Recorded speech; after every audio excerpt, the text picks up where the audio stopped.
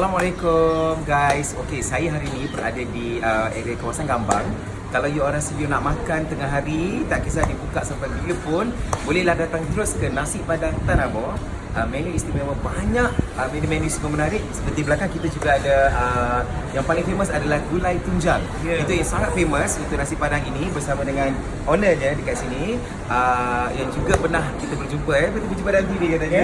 Okey, baik. So saya Zizi Akademi Pantai, saya nak you all semua cepat datang kat sini untuk kita sama-sama makan dekat sini. Okey, see you then. Assalamualaikum. Bye.